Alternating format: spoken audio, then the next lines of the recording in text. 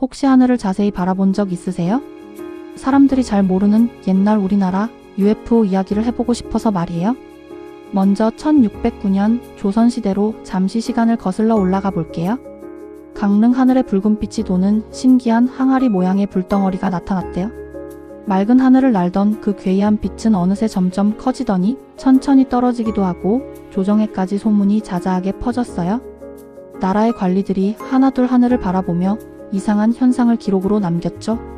이런 돌발 상황이 조선 왕조실록에도 꼼꼼히 남아있다니 듣기만 해도 신비롭지 않나요? 시간이 훌쩍 지나 1950년대 전쟁으로 나라가 뒤흔들리던 시절에도 한반도의 하늘은 참 평범하지 않았어요.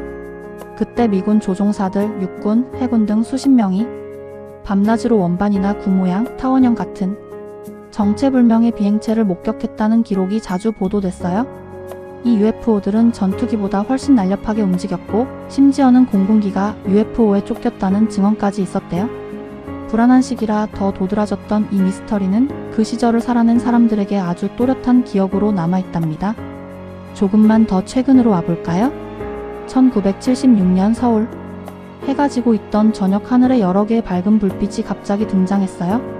강북 일대와 청와대 상공을 떠돌던 그 불빛들은 단순한 별처럼 보여서 사람들을 놀라게 했죠.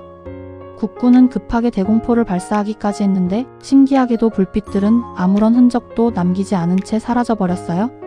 그날 목격한 서울 시민들과 군 관계자들은 여전히 설명할 수 없다는 말을 남기고 있어요. 미스터리 중에 미스터리, 서울 UFO 사건은 세월이 흘러도 우리 곁에 남아있는 이야기예요. 비슷한 시기 충남 보령에 있는 낙동 국민학교에서는 점심 전 선생님과 학생, 인근 주민까지 30명 넘게 같이 하늘을 올려다보게 되는 일이 있었어요. 운동장 위로 커다란 비행체가 천천히 내려오더니 마치 마법처럼 사라져버린 거죠. 선생님들이 이 사건을 보고서로 남겨 교육청까지 제출했을 정도로 보령 지역에서는 아직도 이야기거리가 되고 있어요. 그 시절의 영상이나 사진이 귀했으니 진짜 자세한 기록이 남아있지 않다는 점이 더 상상을 자극하는 것 같아요.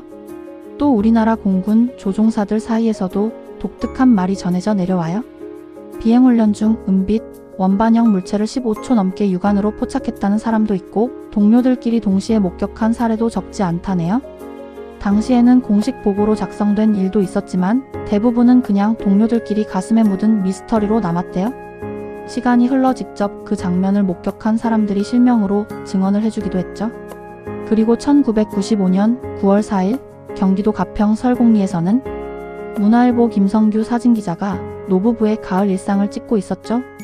할아버지, 할머니가 참깨 타작 포즈를 취하고 파란 하늘이 참 평온했대요. 그런데 0.23초 간격으로 셔터를 누르던 중 3장 중 두 번째 사진에만 정체 모를 물체가 찍혔습니다.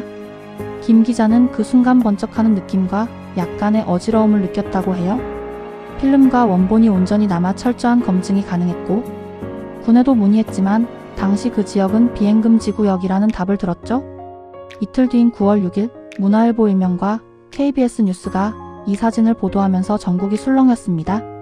코닥 본사는 조작 흔적이 없다고 했고 국내 세계적으로 다양한 분석 결과를 내놨어요. 그래서 사람들은 이 사진을 엄청난 속도로 선회하던 UFO를 우연히 포착한 결정적 순간이라 부르게 되었답니다. 이처럼 우리나라에도 UFO를 직접 봤다는 목격담과 자료들이 오랫동안 쌓여왔어요.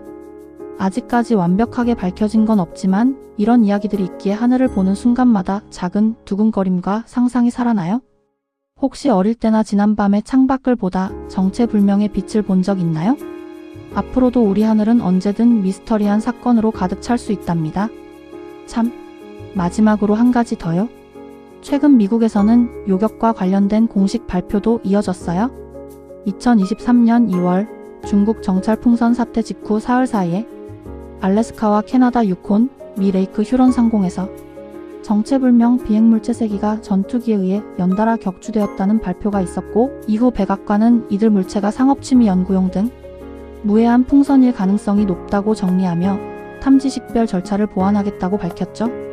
또 2025년에는 미 의회 청문회 자리에서 2024년 예멘 해역 상공에서 촬영된 빛나는 구체를 상대로 요격 시도 영상이 공개되며 논쟁이 커졌습니다. 국방 당국은 영상을 두고 신중한 입장을 유지했지만 미확인 물체에 대한 대응이 실제 작전 환경에서도 논의되고 있다는 점은 분명해 보였습니다. 이야기 나누다 보니 괜스레 밤하늘이 더 궁금해지네요.